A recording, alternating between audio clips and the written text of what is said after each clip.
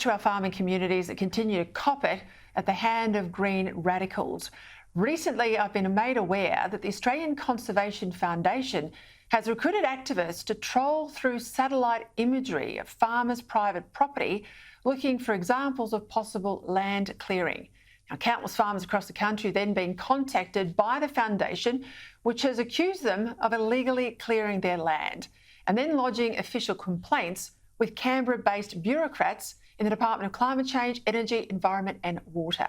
The foundation even makes it clear that farmers are up for what they call serious legal penalties if they don't do what this green activist organisation says, even though the majority of landowners who've been contacted are clearing their land only for the purposes of eliminating invasive vegetation, which of course is totally legal. Joining me now to discuss this, Leader of the Federal National Party, David Littleproud. David, thank you for your time.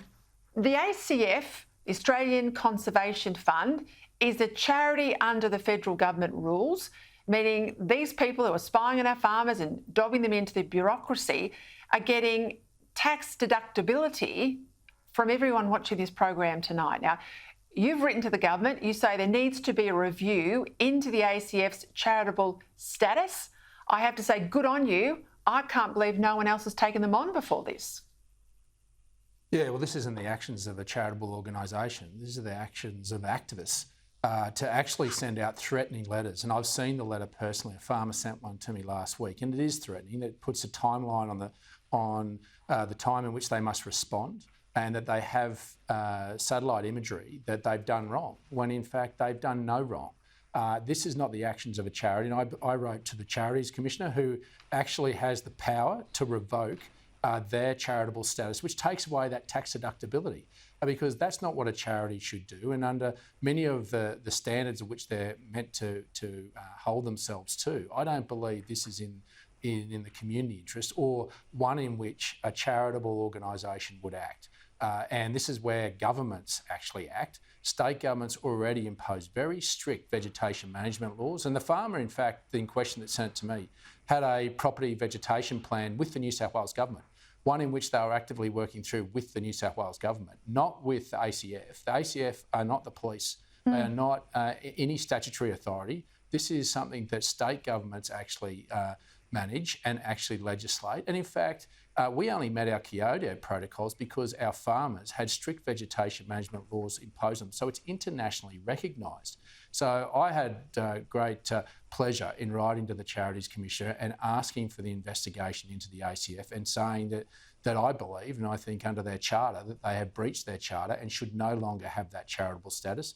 I've subsequently received a letter back to say that they can't now, under the Act, provide me with any further information, because there is a privacy clause within that while it's under investigation. But if they do find against the ACF, then it'll be made public. So I'm waiting and hoping that the Charities Commissioner will see that they're in breach of those principles that all charities should live by.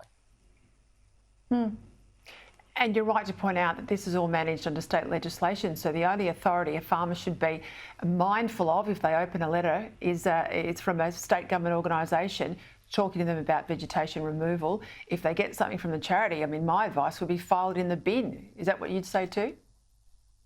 Exactly, but it's good that this farmer had the courage to come forward. They were distressed, I've got to say. Oh, 100%. When they received this letter. 100%. They It was were threatening. really distressed that. And the tone of the letter was threatening. And even when I read it and got it sent through to me, I was actually taken back by the tone of it.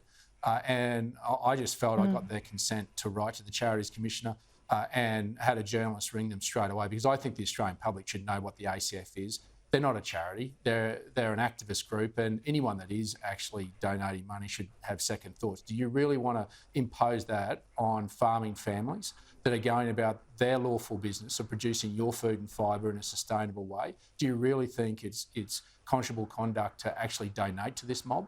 So, look, I just hope the Charities Commissioner sees it within themselves to do something about this and take away that deductibility and save the Australian taxpayer a lot of money, and let the state governments get on with their job, which is to police this. And look, rather than target farmers, I mean, where is the ACF on the issue of wind farms going in and transmission lines going in and the damage that's doing to prime agricultural land, all the trees that come down for the wind farms, and of course all the animals? I've spoken to people up near the Daintree, conservation activists, old style ones, not this modern sort of mob, are really concerned about native species under threat. Surely that's where their emphasis should be rather than targeting farming families. Well, exactly, and I even had the WWF try to hand me a report card on Australian farming families about their stewardship of their land, how many trees they're knocking down. When I asked them about how many acres of native vegetation has been knocked down for renewable projects and transmission lines, and what scorecard they gave the renewable companies, there was silence. And in fact, we had a bank last week, Westpac, that came out and made a statement that they were going to impose capital bans in providing capital to farmers any farmer that cleared land beyond 2025. I had them in my office and made it very clear to them that if they wanted to go down this path, the National Party will be going down a path of regulating their banking licence. It's not up to banks to determine the laws of this land. It is up to the governments, and because governments can get elected and get unelected very quickly if they do the wrong thing.